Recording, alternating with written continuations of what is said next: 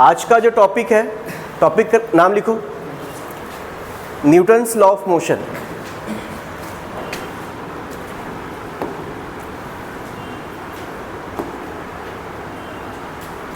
ठीक है, आज की क्लास में बेसिकली पूरा थ्योरी वाला पार्ट पढ़ लेते हैं और कल के में सिर्फ और सिर्फ न्यूमेरिकल बना लेंगे। ठीक है, कल से 3 दिन पूरी न्यूमेरिकल चलेगी, तो इस टॉपिक पूरा कंप्लीट हो जाएगा। कोशिश करेंगे मैक्सिमम जितने न्यूमेरिकल बना सकते हैं बनाएंगे। तुम लोग से क्या एक्सपेक्टेशन है कि क्वेश्चन घर से बना के आओ, जो डाउट होगा तो उसमें सेलेक्टेड क्वेश्चन हो पाएंगे। मैं तो सारे क्वेश्चन करवाऊंगा तो मेरे को ज़्यादा टाइम लगेगा, लेकिन अगर मान लो कोई क्वेश्चन छूट जा रहा है जिसमें डाउट हो रहा है, उसको पूछोगे तो अच्छे अच्छे क्वेश्चन भी कंप्लीट होते जाएंगे, है ना। तो अभी 3 दिन के लिए क्या डेडिकेशन चाहिए कि NLM कंप्लीट करना है सबको, न्यूटन्स लॉ ऑफ मोशन को 100% डेडिकेशन के साथ कंप्लीट करना है। 11th वाले बच्चे नए हैं, थोड़ा कठिन लग सकता है। ठीक है, क्लासेस के बाद हो सके तो और YouTube में चैनल में वीडियोस देखो, लेकिन NLM का एक बार कंप्लीट तो परमानेंट कंप्लीट कर लो। और ये टॉपिक ऐसा है जिसको एक बार इसमें कॉन्फिडेंस आ जाता है, उसके टॉपिक ईजी लगने लगता है। समझ में आया? ठीक है, तो इसको स्टार्ट करने से पहले थोड़ा सा बेसिक वेक्टर के बारे में पता होना चाहिए। याद होगा वेक्टर, याद है ना? ठीक है, इस पूरे चैप्टर में वेक्टर से डील करेंगे। ठीक है, तो मान लो कि मेरे पास एक वेक्टर A है, दूसरा वेक्टर B है और दोनों का रिजल्टेंट निकालना है। तो रिजल्टेंट R का फॉर्मूला क्या होगा? √A² + B² + 2AB cos theta. ठीक है, इसके अलावा वेक्टर का रिजोल्यूशन यूज होगा, रिजोल्यूशन भी सिखाया था अगर याद होगा तो। अगर मान लो कि ये एक लाइन है ऐसी और ये एंगल है कितना? थीटा, और ये है R। मैं पूछा ये कितना होगा, तो जिसमें एंगल बनता है वो कॉस थीटा, जिसमें एंगल नहीं बनता वो साइन थीटा। तो ये हो जाएगा R कॉस थीटा और ये हो जाएगा R साइन थीटा। इसी को क्या कहते हैं? रिजॉल्व करना। रिजल्टेंट का मतलब 2 वेक्टर को एक वेक्टर बनाना। रिजल्टेंट का मतलब क्या होता है? 2 या 2 से अधिक वेक्टर को एक में बदलना, क्या कहलाता है? रिजल्टेंट। रिजोल्यूशन क्या होता है? उसका उल्टा, एक वेक्टर को 2 भाग में बांटना रिजोल्यूशन कहलाता है। नहीं समझे? रिजॉल्व करने के बहुत सारे मेथड होते हैं। क्या 90 डिग्री पे ही रिजॉल्व करें ऐसा कंपलसरी है? नहीं, रिजोल्यूशन किसी भी एंगल पे किया जा सकता है, लेकिन हम लोग रेक्टेंगुलर कंपोनेंट में ही रिजॉल्व करते हैं। मतलब ये कितना लेंगे? हमेशा 90 डिग्री। ऐसा कंपलसरी है क्या? कंपलसरी नहीं है, करने को किसी भी 2 पार्ट में रिजॉल्व कर सकते हैं, लेकिन हम लोग जानबूझ करके 2 भाग में रिजॉल्व करते हैं। ये हो गया। आगे देखो, अगर मान लो कि ये वेक्टर होता R और बोलता यहां से रिजॉल्व करो, तो कैसे करते बताओ? यहां पर एक लाइन ड्रॉ करते हैं ऐसा, ये तीर अंदर की ओर है तो ये दोनों तीर भी किधर होते हैं? अंदर। और अगर ये एंगल थीटा लेता तो जिसमें एंगल लेते थीटा वो क्या होता? ये होता R cos थीटा और ये होता R sin थीटा। क्या याद करेंगे? जिसमें एंगल बनता है वो cos थीटा, जिसमें एंगल नहीं बनता वो sin थीटा। इस चीज़ को परमानेंट दिमाग में बैठा लो, क्योंकि जब चैप्टर स्टार्ट होगा तो हम लोग बार बार यही कर रहे होंगे, बार बार ये फॉर्मूला लगा रहे होंगे, बार बार रिजॉल्व कर रहे होंगे, तो रिजोल्यूशन बनना चाहिए। ये वेक्टर का पार्ट है, ये पिछला टॉपिक हो गया। यहाँ तक हो गया? समझ में आया? रिजोल्यूशन बन जाएगा, वेक्टर का फॉर्मूला समझ में आ गया। अगला है न्यूटन्स लॉ ऑफ मोशन में पहला जो टॉपिक है वो है इनर्शिया। टॉपिक क्या है पहला? इनर्शिया। किसी को पता है इनर्शिया के बारे में? किसी को आइडिया इनर्शिया के बारे में? क्लास 9th में भी तो पढ़े हो, जड़त्व तो बोलते हैं हिंदी में। जड़त्व तो क्या, इनर्शिया क्या होता है? अगर कोई ऑब्जेक्ट रेस्ट में है तो रेस्ट में रहेगा, मोशन में है तो मोशन में रहेगा। कब तक? जब तक कि फोर्स ना लगाया जाए। इस प्रॉपर्टी को इनर्शिया कहते हैं। इनर्शिया समझ में आया? इनर्शिया क्या, जड़त्व तो क्या होता है? यदि कोई वस्तु, मतलब वस्तु के खुद की आंतरिक गुण होगा ये, इस गुण के कारण क्या करता है? वस्तु अपने आप में गत्यावस्था और विरामावस्था को बदल नहीं पाता। इंग्लिश में क्या बोलेंगे? Inability of a body to change its state of rest और मोशन। अपने स्टेट ऑफ रेस्ट और अपने स्टेट ऑफ मोशन को ना चेंज कर पाने की क्षमता क्या कहलाती है? इनर्शिया। तो इनर्शिया क्या होगा? एक्चुअली एक प्रॉपर्टी होती है, या कह सकते हैं इनएबिलिटी ऑफ अ बॉडी, क्या करने के लिए? To change its state of motion. क्या वर्ड यूज कर रहे हैं? अपने स्टेट ऑफ मोशन को चेंज ना कर पाने की जो अक्षमता होती है, ठीक है, इसी को क्या कहते हैं हम लोग? इनर्शिया कहते हैं। अब ये जो स्टेट वर्ड यूज कर रहे हैं, इस स्टेट का मतलब क्या होता है? स्टेट वर्ड यूज कर रहे हो ना, इस स्टेट का मतलब क्या होता है? ये होता है state of rest, state of motion और स्टेट ऑफ डायरेक्शन। असल में ये दोनों एक ही है, state of motion state of direction एक ही है, लेकिन मान सकते हैं कि अलग अलग है। समझ में आया तक? यहाँ तक समझ में? कॉन्सेप्चुअल क्वेश्चन इनर्शिया वाले टॉपिक के भी मिल सकते हैं, इसलिए इसका थ्योरी भी उतना इंपॉर्टेंट होता है जितना न्यूमेरिकल होता है। ठीक है, असर्शन रीजन के अलावा जितने भी कॉन्सेप्चुअल क्वेश्चन हो, इसे बहुत कॉन्सेप्चुअल है। ठीक है, एनएलएम का जो टॉपिक होता है बहुत ज़्यादा कॉन्सेप्चुअल, इसलिए सब चीज़ पढ़ना पड़ेगा इसमें। ठीक है, फिर से स्टेट का मतलब क्या होता है? स्टेट ऑफ रेस्ट और स्टेट ऑफ मोशन। समझ में है? अब स्टेट ऑफ रेस्ट में की वजह से जो इनर्शिया आएगा उसको बोलेंगे इनर्शिया ऑफ रेस्ट। टॉपिक क्या है? Inertia of rest. ठीक है, इसको बोलते हैं विरामावस्था का जड़त्व। विरामावस्था का जड़त्व। अगर कोई ऑब्जेक्ट रेस्ट पे है तो रेस्ट पे ही रहेगा। ठीक है, इसी को क्या कहते हैं? Inertia of rest. समझ में आया? जैसे मान लो कि हाथ में इस पेन को रख दिया, तो ये पेन कैसा होना चाहिए? इसी हाथ में रखा रहेगा कब तक? जब तक इसमें फोर्स ना लगे। जैसे मान लो चांद में ले जाके एक तो पत्थर को रख दिए, 1,00,000 साल बाद भी आओगे चांद में पत्थर वहीं का वहीं मिलेगा। क्यों? क्योंकि वो अपने पोजीशन को खुद से चेंज नहीं कर सकता, मतलब रेस्ट को अपने आप खुद से चेंज नहीं कर सकता। इसी को क्या कहते हैं? Inertia of rest. एग्जाम्पल और देखते हैं। बस में बैठे हो, बस में, बाइक में। ठीक है, बस और बाइक की बात कर रहे हैं ना। जैसे मान लो कि ये हो गया सीट, यहाँ पर बैठ गया आदमी। समझ में आया? बस रुकी हुई है, अचानक बस को स्टार्ट कर दिए तो क्या होता है? पीछे की आगे, पीछे की आगे, पीछे बैठा है बस में, आगे। बाइक में तो बैठे होगे, बाइक को एक्सीलरेट किए और उसके बाद फिर अचानक क्लच छोड़ दिए तो किधर फेंकाते हो? तो पीछे क्यों फेंकाते हैं? Due to inertia of rest. अब समझते हैं इसी कॉन्सेप्ट को। जब बस पे बैठे हो तो पूरा बॉडी रेस्ट में है, ये भी किस में है? रेस्ट में है। समझ में है? बस जब स्टार्ट होगा तो बस से कौन सा बॉडी पार्ट जुड़ा हुआ है? नीचे वाला, ये बस से जुड़ा हुआ है। नहीं समझे? तो कौन सा पार्ट आगे निकल जाएगा जो बस के साथ जुड़ा हुआ है? तो ये पैर वाला भाग क्या होगा? आगे निकलने लगेगा, और ऊपर वाला भाग वहीं छूट जाएगा। तो क्या होगा? पैर आगे बढ़ जाएगा, बॉडी पीछे छूट जाएगी। क्यों? क्योंकि ऊपर वाले बॉडी पे इनर्शिया ऑफ रेस्ट थी, जिसको वो चेंज नहीं कर पाया। नीचे वाला बॉडी चलने लगा और ऊपर वाला बॉडी पीछे छूट गया, इसलिए पीछे की ओर चले जाएंगे। समझ में आया? पहला एग्जांपल समझ में आया? सेकंड एग्जांपल, एक कप है, इस कप के ऊपर एक कार्ड रखा हुआ है और इस कार्ड के ऊपर एक सिक्का रखा हुआ है। अचानक कार्ड को स्ट्राइक किया तो क्या होगा? सिक्का नीचे आ जाएगा। क्यों? क्योंकि ये किस में था? रेस्ट में। और जब कार्ड मूव कर गया, चला गया यहां से, तो वो अभी भी किस में रह गया? रेस्ट का इनर्शिया इसमें था, इसलिए वो नीचे चला गया। समझ में आया? वो देखे होगे एक टेबल के ऊपर ऐसा चादर लगा रहता है और उसके ऊपर रखा रहता है कप और कुछ कुछ आर्टिकल रहते हैं। एक आदमी आता है, चादर को नीचे से खींच लेता है ऐसा, ठीक है, लेकिन कप बर्तन नहीं गिरता है। क्यों? क्योंकि इसमें कौन सा इनर्शिया है? Inertia of rest. वो रुका रह गया। समझ में आया? कभी किसी पेड़ से आम तोड़े हो? आम कौन कौन तोड़े हो? आम नहीं, जामुन। जामुन कौन कौन तोड़े हो? कैसे तोड़ते जामुन? चढ़ के। एक तरीका होता है पेड़ को हिला दो, तो पेड़ को हिलाने से फल क्यों गिर जाता है? Due to inertia of rest. समझ में आया? देखना, ये फल हो गया,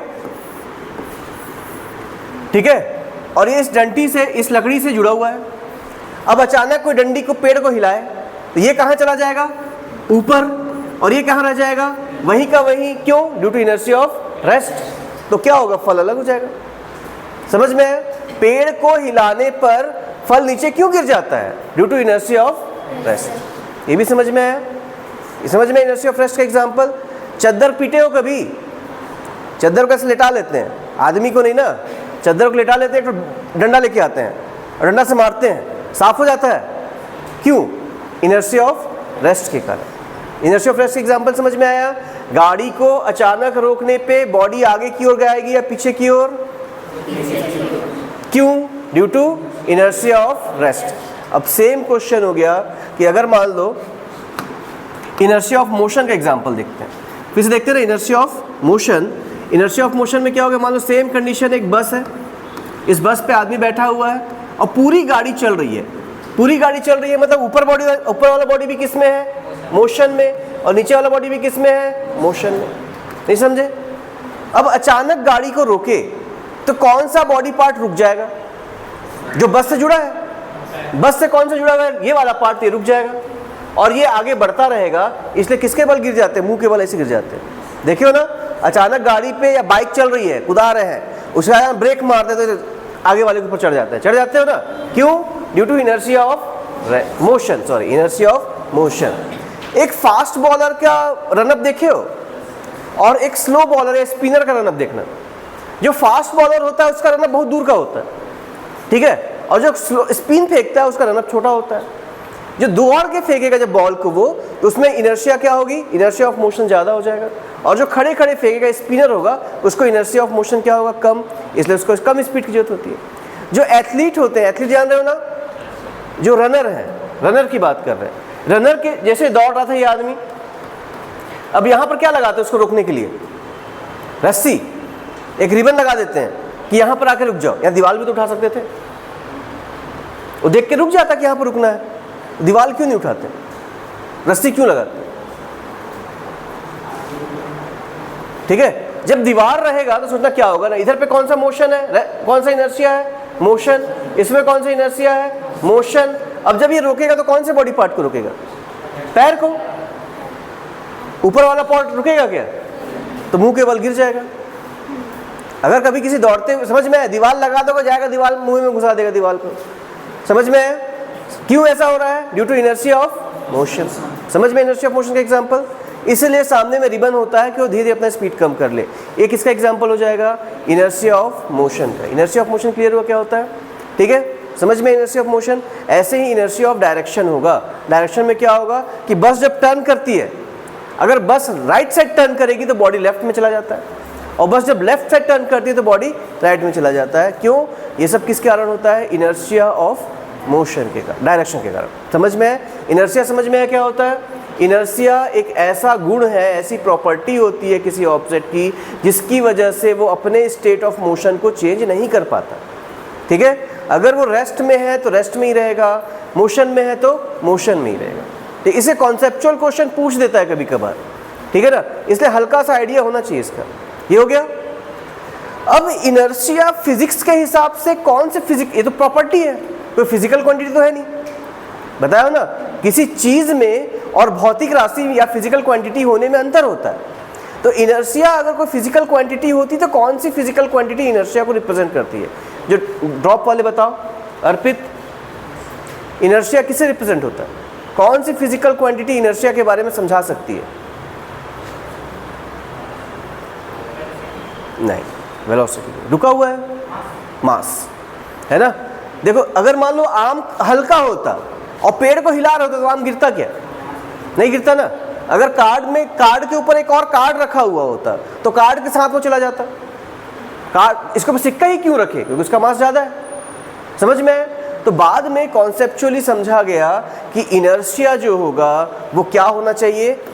मास के सिग्निफिकेंस होना, मतलब उसका सिग्निफिकेंस मास होता है, वो एक्चुअली मास को एक्सप्रेस कर रहा होगा। इनर्शिया किस पे डिपेंड कर रही होगी?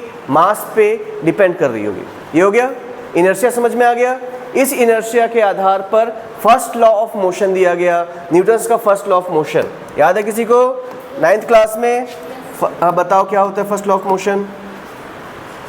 बता दे। कोई वस्तु हिंदी में, हाँ, इंग्लिश में बता सकते। यदि विरामावस्था में है तो उसी अवस्था में रहना चाहिए, और गत्यावस्था में तो उसी अवस्था में रहना चाहिए जब तक उस पर कोई बाह्य बल न कार्य करे। वेरी गुड, बहुत बढ़िया, ताली बजाओ। बहुत कम लोग जवाब देते हैं, आप लोग में से एक जन जवाब दी पहली बार, ठीक है, वेरी गुड। हाँ, क्वेश्चन क्या था कि फोर्स क्या है अब ये बताइए, बल का डेफिनेशन बताना है, ठीक है। तो जो फर्स्ट लॉ होता है, कौन सा फर्स्ट लॉ? न्यूटन्स का फर्स्ट लॉ जो होगा ठीक है। न्यूटन्स फर्स्ट लॉ जो होता है वो फोर्स को डिफाइन करता है, फोर्स का डेफिनेशन यानी फोर्स की परिभाषा बताएगा। समझ में आया? ये इनर्शिया को बेस मान करके फोर्स को डिफाइन करता है, तो ये इनर्शिया से संबंधित होगा, यानी जड़त्व के बारे में भी बता रहा होगा। समझ में आया? फर्स्ट लॉ का स्टेटमेंट नहीं लिखवाऊंगा, बचपन से पढ़ते आ रहे हो, अगर लिखना होगा तो खुद से लिख लेना। ठीक है। स्टेटमेंट क्या बोलता है कि अगर कोई ऑब्जेक्ट रेस्ट में है तो रेस्ट में रहेगा, मोशन में है तो मोशन में रहेगा। कब तक? जब तक कोई बाह्य बल ना लगे। समझ में आया? या जब तक एक्सटर्नल फोर्स ना लगे। तो an object in motion remain in motion, an object in rest remain in rest unless until external force acts on it. मतलब कब तक वो मोशन में नहीं आता है? जब तक कोई इसमें बाह्य बल यानी एक्सटर्नल फोर्स ना लगे। तो इससे एक परिभाषा निकल के आ रही है, किसकी? एक्सटर्नल फोर्स की। समझ में है? एक्सटर्नल फोर्स कोई ऐसा चीज है जो किसी ऑब्जेक्ट का इनर्शिया या रेस्ट और मोशन की इनर्शिया को चेंज कर सकता है। समझ में है? अगर कोई चल रही होगी तो उसको रोक देगा, कोई रुका होगा तो उसको चला देगा। ये कौन कर सकता है?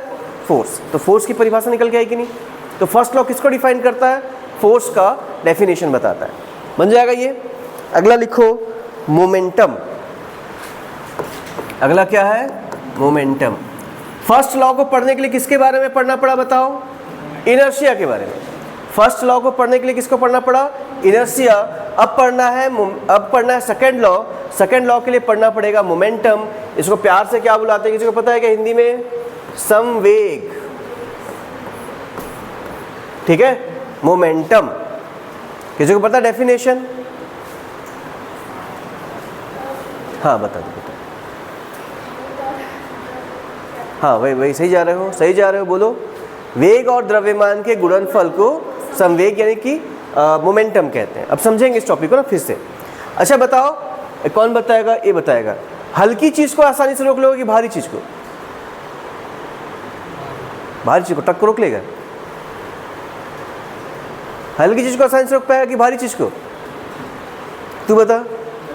हल्की चीज को बंदूक का गोली रोक लेगा? क्वेश्चन समझ में आ रहा है क्या क्वेश्चन है? क्वेश्चन क्या है कि हल्की चीज को ज्यादा आसानी से रोक सकते हो या भारी चीज को? किसको रोक सकते हो? खुद से सोचो एक बार। हाँ, वेलोसिटी को लें। ठीक है, नहीं बता सकते। दोनों चीज के बारे में पता होना चाहिए कि भार के अलावा, मास के अलावा उसकी वेलोसिटी भी पता होनी चाहिए। जब तक दोनों नहीं पता होगा तब तक नहीं बता सकते किसको आसानी से रोक सकते हैं। बंदूक की गोली को हाथ से फेंकूंगा तो रोक लोगे, पर बंदूक से फेंकूंगा तो नहीं रोक पाओगे। ट्रक धीरे आ रहा है तो रोक लोगे, और ट्रक तेज आ रहा है तो नहीं रुक पाएगा। बात समझ में है? तो क्या सिर्फ और सिर्फ हल्का और भारी बता सकते हो किसको आसानी से रोक सकते हैं? नहीं। उसके साथ में किसका जरूरत है? वेलोसिटी का।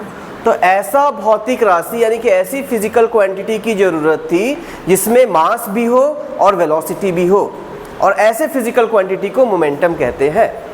समझ में आया मोमेंटम क्या होता होगा?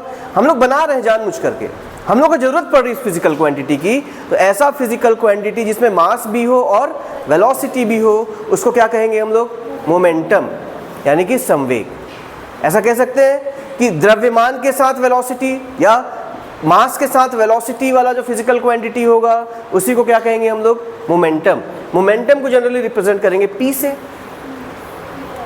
ठीक है, इसको बोलेंगे लीनियर मोमेंटम, यानी कि रेखीय संवेग।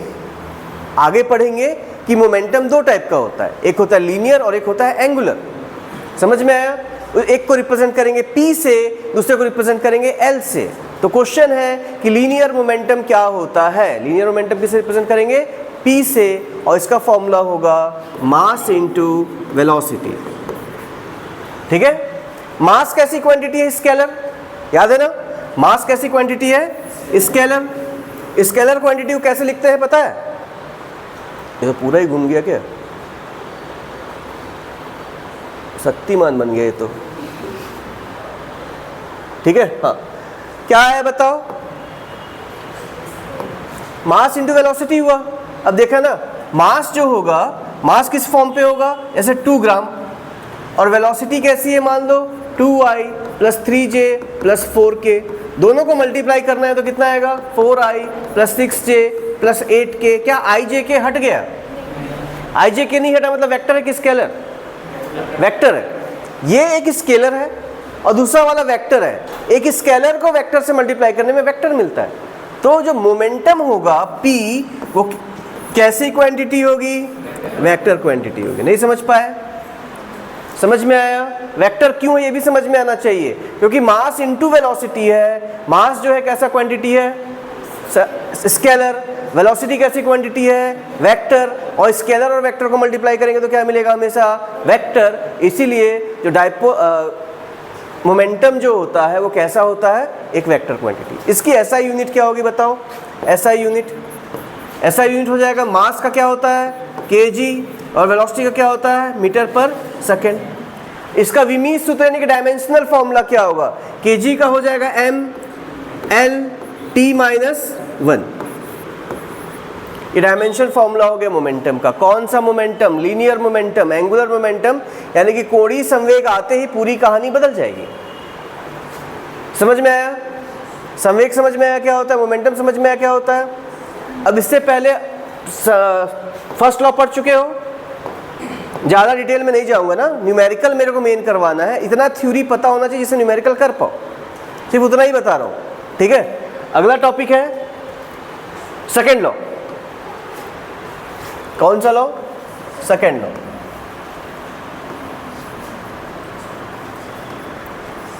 सेकेंड लॉ ये क्या बोलता है कि संवेग में परिवर्तन की दर बल के समानुपाती होती है, या rate of change of linear momentum is directly proportional to force applied. Force कितना होगा वो किस पे डिपेंड करता है? मोमेंटम के चेंज पे। क्या बोल सकते हैं इसको कि फोर्स जो होगा वो rate of change of momentum के बराबर होगा। समझ में आया? संवेग में परिवर्तन की दर किसके बराबर होती है? बल के समानुपाती होती है एक्चुअली, ठीक है। या ऐसा बोल सकते हैं force is directly proportional to rate of change of कौन सा मोमेंटम? Linear momentum. समझ में आया? इसको ऐसा भी लिख सकते हो F इज इक्वल्स टू कोई कांस्टेंट लगा दें, इसको लिख दिया dp/dt, या चाहो तो क्या लिख सकते हैं कांस्टेंट लिख करके dmv/dt। यहाँ पर एक कांस्टेंट k यूज हो रहा है। SI सिस्टम में k की वैल्यू 1 हो जाती है, ठीक है। तो फोर्स का फॉर्मूला क्या आ जाएगा? F इक्वल्स टू आ जाएगा dp/dt या dmv/dt। अब मास कांस्टेंट है, मास को बाहर निकाल दो तो क्या बन जाएगा बताओ? मास को बाहर निकालते ही क्या बन जाएगा यहाँ पर? d और m बाहर dv/dt। वेलोसिटी अपॉन टाइम क्या होता है? एक्सीलरेशन। तो फोर्स का फॉर्मूला निकल जाएगा m/a, ठीक है।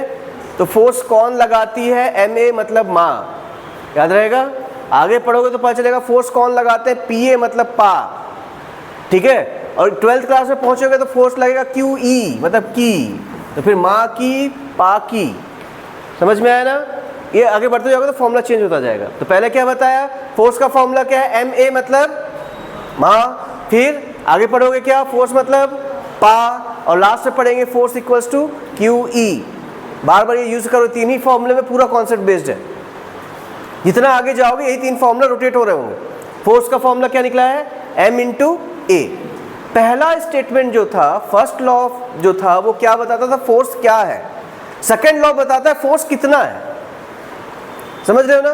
पहले वाले लॉ में क्या पता चलता था कि फोर्स क्या है, अब पता चलता है फोर्स कितना है। तो देखो फोर्स कितना लगता है? m/a या dp/dt। समझ में आ गया? पहले वाले स्टेटमेंट में क्या निकलता है? Definition of force. दूसरे वाले में निकलता है मैग्नीट्यूड ऑफ फोर्स, कि फोर्स कितना होगा। समझ में आया? दोनों लॉ समझ में आ गए? अगला प्रॉपर हो गया यहाँ तक? अगला कर लो। अगला है कंजर्वेशन ऑफ मोमेंटम। इसके न्यूमेरिकल करवा दूंगा ना, पूरे टॉपिक का बस ब्रीफ नोट जैसा बना लिए रहो, कॉन्सेप्ट कल समझ लिए रहो, कल पूरे क्वेश्चन बनाएंगे लाइन से, ठीक है। अगला है कंजर्वेशन ऑफ मोमेंटम। मोमेंटम पढ़े थे ना? Conservation of momentum. कौन सा मोमेंटम होगा इस क्लास में? इस चैप्टर में लीनियर मोमेंटम। इस चैप्टर में मोमेंटम मतलब लीनियर मोमेंटम, बार बार नहीं बोलूंगा। इस पूरे चैप्टर में क्या है? मोमेंटम मतलब लीनियर मोमेंटम, ठीक है। कंजर्वेशन ऑफ लीनियर मोमेंटम क्या कहता है कि फॉर एन आइसोलेटेड सिस्टम, एक बार सुन लो पहले फिर लिखते रहना, for an isolated system total momentum is always conserve, मतलब जितना मोमेंटम पहले था उतना ही मोमेंटम बाद में होगा। किसके लिए? आइसोलेटेड सिस्टम के लिए। आइसोलेटेड को बोलते हैं हिंदी में विलगित तंत्र के लिए। किसी भी विलगित तंत्र में कुल संवेग का मान हमेशा नियत होता है। समझ में आया ना? तो सिस्टम कैसा होना चाहिए? आइसोलेटेड। आइसोलेटेड का मतलब किसी को पता है क्या? फिजिक्स वाला बताएंगे, केमिस्ट्री वाला नहीं। आइसोलेटेड सिस्टम का मतलब क्या होता है? जिसमें बाह्य बल यानी कि एक्सटर्नल फोर्स जीरो हो। समझ में आया? अगर किसी सिस्टम में दो लोग हैं, मान लो ये दो लोग आपस में लड़ एक दूसरे को थुपियाए पड़े हैं, समझ में आया? तो इन दोनों का मोमेंटम चेंज कितना होगा? इन दोनों पे डिपेंड करेगा, बाहर पे डिपेंड नहीं करेगा। समझ में? चाहे बाहर में कितना भी झगड़ा हो रहा हो, टोटल मोमेंटम अगर इन दोनों पे कोई फोर्स नहीं लगा रहा है तो इन दोनों का मोमेंटम जितना पहले था उतना ही मोमेंटम बाद में रहेगा। समझ में आया? किसके लिए? आइसोलेटेड सिस्टम के लिए। आइसोलेटेड मतलब क्या होता है? जिसमें बाह्य बल यानी कि एक्सटर्नल फोर्स की वैल्यू कितनी हो? जीरो।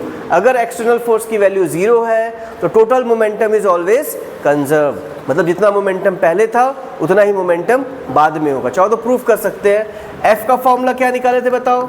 dp बाई dt, है ना? एफ कितना है? जीरो, तो dp बाई dt कितना निकल जाएगा? जीरो। अब किसका डिफरेंशिएशन जीरो होता है? अगर याद होगा पिछला वाला मैथ्स का क्लास, तो किसका डिफरेंशिएशन जीरो होता है? किसी कांस्टेंट का डिफरेंशिएशन जीरो होता है। 2 का डिफरेंशिएशन जीरो होगा, 3 का होगा, 4 का होगा, कांस्टेंट k का डिफरेंशिएशन जीरो होगा। इसका डिफरेंशिएशन जीरो आया है कि नहीं? आया है ना?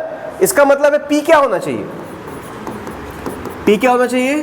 कांस्टेंट। यही तो बोल रहा है कंजर्वेशन ऑफ लीनियर मोमेंटम। क्या बोलता है कि अगर एक्सटर्नल फोर्स जीरो है तो p क्या होना चाहिए? कांस्टेंट। हो गया प्रूफ, एक लाइन का प्रूफ है इसका। नहीं समझे?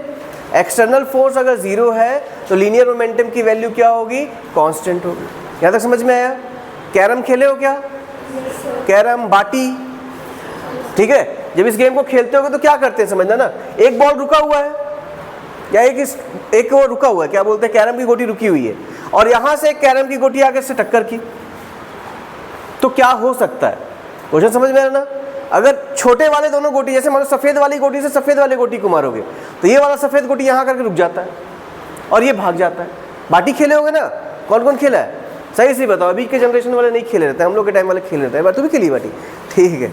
तो बाटी में क्या होता है कि वहाँ पर कंचा ना, कंचा जब वहाँ पर रखा हुआ एक आदमी मारेगा तो जो ये वाली बाटी जाएगी उससे टकराएगी तो वो रुक जाती है वहीं पर, और जो आगे वाली होती है वो दूर चली जाती है। समझ में आ रहा है ना? ये सब क्यों होता है? कंजर्वेशन ऑफ मोमेंटम के कारण। ठीक है? एक बंदूक की गोली को जब गोली को आगे मारते हैं तो आदमी किधर फेंकाता है? पीछे। क्यों? कंजर्वेशन ऑफ मोमेंटम के कारण। एक रॉकेट जो होता है आसमान में क्यों उड़ पाता है? कंजर्वेशन ऑफ मोमेंटम के कारण। समझ में आ रहा है ना? ठीक है? और भी एग्जांपल है कंजर्वेशन ऑफ मोमेंटम के, ये समझ में आया? जैसे मान लो एक आदमी बोट से जब कूद रहा होगा तो मुंह के बल गिर जाता है। क्यों? कंजर्वेशन ऑफ मोमेंटम के कारण। समझ में आया? तो पहले का मोमेंटम, मान लो कि इसी सिनेरियो को फिर से देखते हैं। सीन क्या था कि एक बॉल रखा हुआ था, इसकी मास थी m1 और इसकी वेलोसिटी थी u1। एक और बॉल था, इसकी मास थी m2, वेलोसिटी थी u2। ये इस डायरेक्शन में मूव कर रहा है, ये भी इस डायरेक्शन में मूव कर रहा है। समझ में आया? मतलब दो कंचे हैं, दोनों एक जा रहे हैं, रुका हुआ कोई नहीं। ठीक है? अब इनका टक्कर हो गया। टक्कर हो पाएगा क्या पहले बताओ? टक्कर हो सकता है कि नहीं? दोनों जा रहे हैं तो हो सकता है क्या? हो सकता है। अगर दोनों का वेलोसिटी बराबर हो, u1 और u2 बराबर हो तो टक्कर नहीं होगा। ठीक है? अगर u2 ज़्यादा हो u1 से तो भी टक्कर नहीं होगा। यहाँ तक समझ में है? पर अगर मान लो u1 की वैल्यू कम है u2 से, पीछे वाला जो है वो धीरे चल रहा है, उल्टा हो गया क्या? u1 की वेलोसिटी ज़्यादा है u2 से, तब टक्कर हो सकता है। तो टक्कर हुआ। टक्कर होने के बाद इसका जो मास था उतने का उतना ही है, m1 ही है मास, m2 ही है मास, लेकिन इसकी वेलोसिटी हो गई v1 और इसकी वेलोसिटी हो गई v2। नहीं समझे? तब पहले का जितना मोमेंटम था और बाद का जितना मोमेंटम था वो सेम रहेगा। मतलब क्या होगा बताओ? m1 u1 पहले का मोमेंटम, m2 u2 बाद का मोमेंटम, m1 v1 बाद का मोमेंटम और m2 v2 बाद का मोमेंटम के बराबर होगा। देखो पहले का मोमेंटम और बाद का मोमेंटम जोड़ने पे क्या आएगा, सेम नंबर आएगा। नहीं समझ पाया? समझ में आया? इसके और डिटेल में जाएंगे जब इसके न्यूमेरिकल करेंगे कि रिकॉइलिंग ऑफ गन क्यों होता है, गैसेस की वजह से आगे क्यों जाता है वगैरह वगैरह। जब न्यूमेरिकल करेंगे तो क्लियर करवा दूंगा। अभी कंजर्वेशन ऑफ मोमेंटम में कुछ डाउट है तो पूछो। समझ में आ गया? कंजर्वेशन ऑफ मोमेंटम क्या बोलता है कि पहले का मोमेंटम और बाद का मोमेंटम क्या होगा, हमेशा सेम होगा। ये भी हो गया, ये भी हो गया। अगला है इम्पल्स। इम्पल्स किसी को याद है क्या? जो रिपीट कर रहे हैं उनको इम्पल्स याद है क्या? इम्पल्स, इम्पल्स जो होता है फोर्स के इफेक्ट को रिप्रेजेंट करता है। समझ में आया? इम्पल्स किसको रिप्रेजेंट करेगा? फोर्स के इफेक्ट को रिप्रेजेंट करता है। अच्छा कभी सोचे हो कि एक आदमी सीमेंट वाले ग्राउंड में जब कूदता है तो पैर टूट जाता है, लेकिन अगर बालू में कूदता है उतनी ऊंचाई से तो पैर नहीं टूटता। जो कांच के बर्तन होते हैं उसको पैरा में रख के ले जाते हैं, देखे होगे ना, जो डब्बा होता है उसमें पैरा रखा हुआ रहता है, या थर्माकोल का डब्बा रहता है। समझ में? गाड़ी में सॉकअप क्यों लगाए जाते हैं? ठीक है, इन सब का मेन कारण क्या होता है, इम्पल्स से रिलेटेड होगा।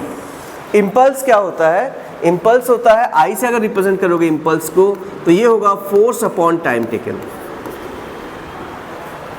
इम्पल्स इंपैक्ट ऑफ फोर्स को रिप्रेजेंट करता है, कितना चोट लगा। जैसे मान लीजिए किसी को प्यार से गाल में सहला रहे हो, उसमें भी फोर्स लगा रहा था, और किसी को गाल में धड़ाक से लगा रहे हो, उसमें भी फोर्स लगा रहा था। किस में ज़्यादा मजा आएगा?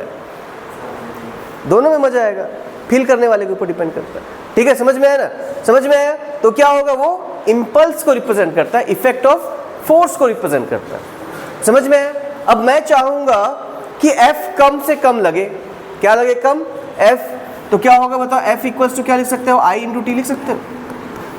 अगर टाइम को बढ़ा दें, ठीक है, फोर्स को कम करना है ना, यानी इम्पल्स को कम करना है। अरे यार भावनाओं में बह गया, सॉरी। ठीक है, इम्पल्स होता है फोर्स इंटू टाइम। ठीक है, इम्पल्स क्या होता है? Force into time. अब ठीक हो गया है ना? इम्पल्स क्या होता है? Force into time. मतलब फोर्स कितने देर के लिए लगाए थे, है ना? गाल पे जब उतना ही फोर्स लगा रहे थे, मसाज करवा रहे हो, तो फोर्स क्या हो रहा है? ज़्यादा देर तक लग रहा है। समझ में आया? तो चेहरे पे कुछ नहीं हो रहा है। अब इसी को एक झापड़ मारे कान के नीचे पड़ाक से, तो फोर्स क्या लग रहा है? कम देर पे लग रहा है, लेकिन फोर्स उतना ही लग रहा है। तो किस में ज़्यादा चोट लगेगा? फोर्स किस में ज़्यादा लगेगा? जब जोर से मारेंगे, टाइम जब कम होगा। समझ रहे हो ना? अगर साइड चेंज कर दें तो क्या निकलेगा? F इज इक्वल टू क्या निकलेगा? I upon T. समझे? मैं चाहता हूं कि फोर्स कम हो जाए, तो टाइम को क्या करना पड़ेगा? बढ़ाना पड़ेगा। देखो इन्वर्सली हो गया। समझ में आया? ठीक है, जैसे बॉल आ रही थी, क्रिकेट खेले होगे, खेले हो ना? क्रिकेट कैसे खेलते? बॉल जब कैच करते तो आगे बढ़ के कैच करते हो कि हाथ को पीछे लेकर के? क्यों? ठीक है, टाइम की वैल्यू बढ़ जाती है तो फोर्स क्या लगता है? कम। हाथ को अगर आगे ले जाओगे तो बॉल के डायरेक्शन पे तो टाइम कम लगेगा, जब पीछे ले जाओगे तो बॉल के साथ आएगा टाइम, तो टाइम बढ़ जाता है। टाइम बढ़ने की वजह से क्या होता है? फोर्स कम लगता है। समझ में आई? समझ में इम्पल्स का कॉन्सेप्ट? ठीक है, और एग्जांपल देखो, अगर सीमेंट का ग्राउंड है, जैसे कूदे तो कूदते ही फोर्स ज़्यादा लगा, तुरंत लगा या लेट से लगेगा? तुरंत लगेगा। टाइम हो जाएगा कम तो फोर्स क्या हो जाएगा?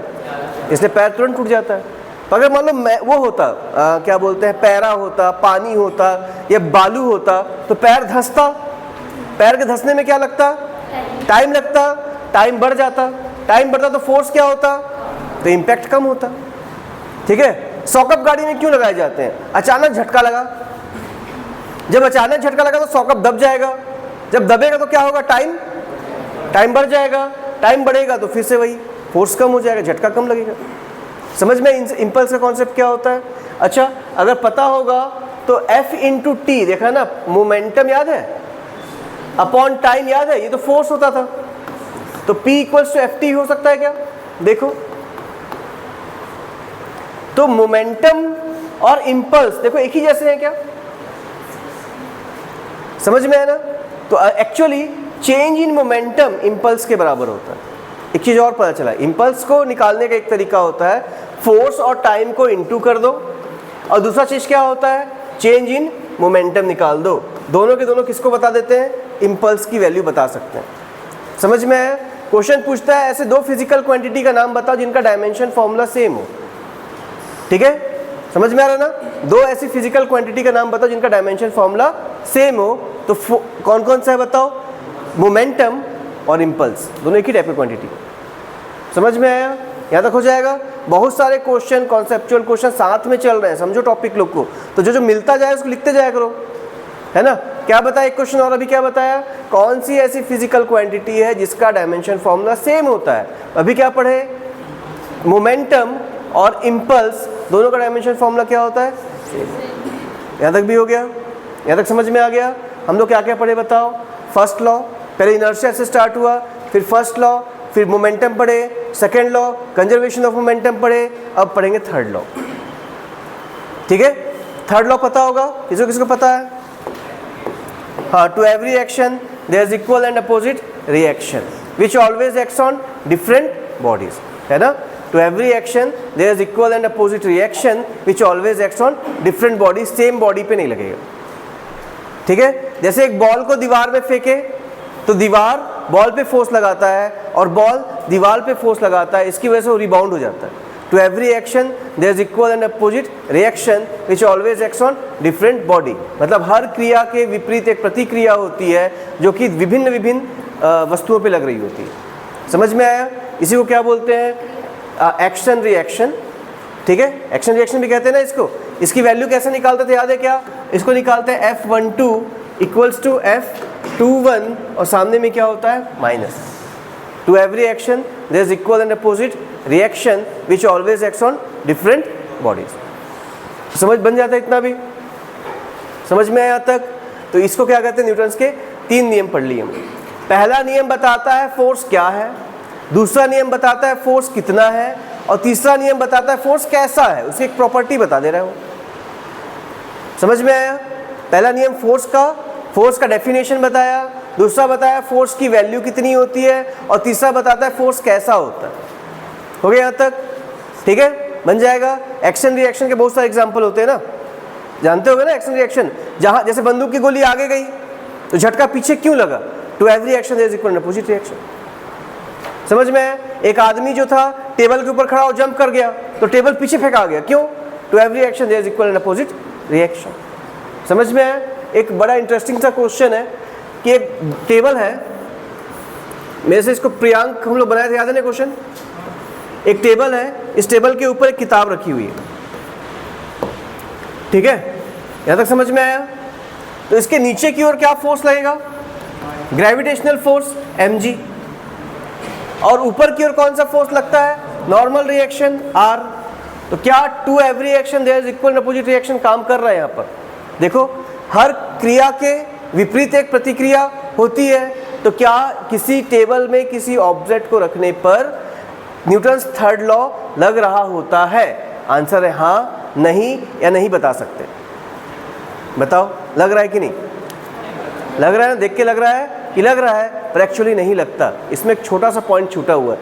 जब न्यूटन्स का थर्ड लॉ पढ़ते हैं तो उसमें एक छोटा सा पॉइंट छूटा हुआ है। जब क्वेश्चंस बनाएंगे तो वहाँ पर ये क्वेश्चन दोबारा अगर रिपीट होगा तो बताऊंगा क्यों। समझ में आया?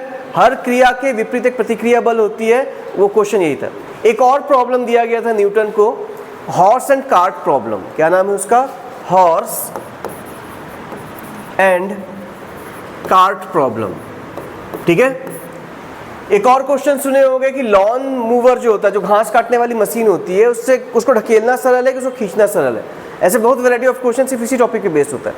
क्वेश्चन है हॉर्स एंड कार्ट प्रॉब्लम क्या होगा? देखना, मान लो कि एक घोड़ा है, ये घोड़ा हो गया, और इसके पीछे क्या लगी है? घोड़ी गाड़ी लगी हुई है। ठीक है, घोड़ा जो है गाड़ी को खींच रहा है, जितना ये खींचेगा उतना तो गाड़ी भी उसको खींचेगा। क्यों? क्योंकि to every action there is equal and opposite reaction. नहीं समझ में आया?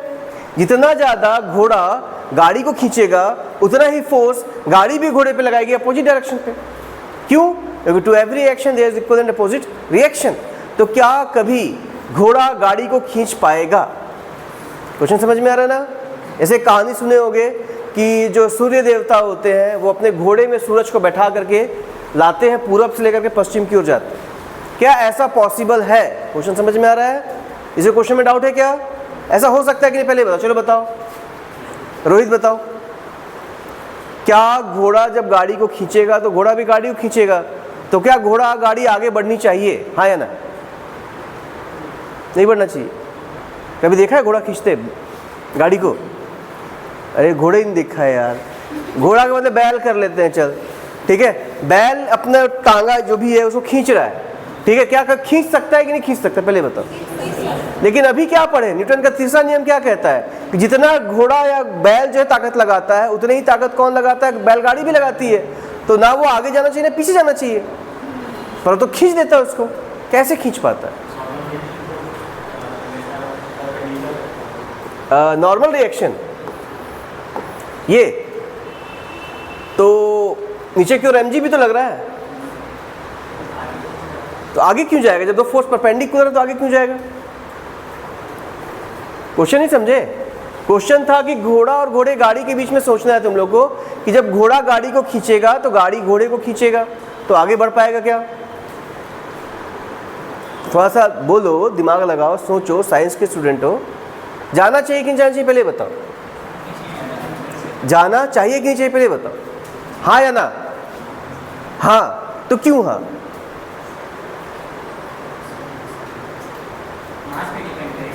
मास पे डिपेंड करेगा।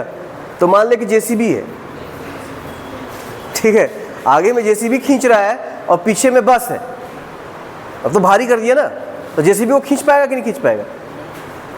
खींच देगा ना, पर खींचना तो नहीं चाहिए। क्यों? क्योंकि to every action there is equal and opposite reaction. Answer समझना ना। अगर घोड़े, कुछ बोलना है क्या? नहीं, कोई लिमिट नहीं है, ठीक है, कहानी है, समझो, एकदम सिंपल सा टॉपिक है, समझो ना। अगर बर्फ होता नीचे में और तुम ही लोग को बोलता है इस टेबल को खींचो, खींच पाते क्या? पटका जाते वहीं पर। जैसे ताकत लगाते हैं ऐसे मुंह के बल गिर जाते हैं, पीठ के बल गिर जाते, होता कि नहीं? अगर मान लो सेम घोड़े गाड़ी की अगर बात करें, हाँ, अगर घोड़ा गाड़ी खींच रहा होता बर्फ वाले जगह पे, तो क्या वो खींच पाता? नहीं, वहीं पे गिर जाता। अगर सेम कहानी स्पेस में ले जाए, अंतरिक्ष में ले जाए और पूछे कि क्या सूर्य देवता सूर्य को अपने घोड़े गाड़ी पे बैठा के ले जा सकते हैं, तो जवाब है नहीं ले जा सकते। असल में क्या हो रहा होगा यहाँ पर? असल में हम लोग जमीन को पीछे क्यों ढकेलते हैं? याद करो, जब खींच रहे होगे या ढकेल रहे होगे, असल में ताकत पैर से लगा रहे हो, हाथ से लगा ही नहीं रहे। सोचो एक बार, दिमाग लगाओ। घोड़ा जो है वो जमीन को पैर से पीछे क्यों ढकेलता है? उसकी वजह से रिएक्शन होता है और उसकी वजह से घोड़ा आगे चला जाता है। नहीं समझ में है? तो असल में घोड़ा गाड़ी को खींच ही नहीं रहा है, असल में किसको ढकेल रहा है? जमीन को ढकेल रहा है, इसीलिए वो आगे बढ़ पाता है।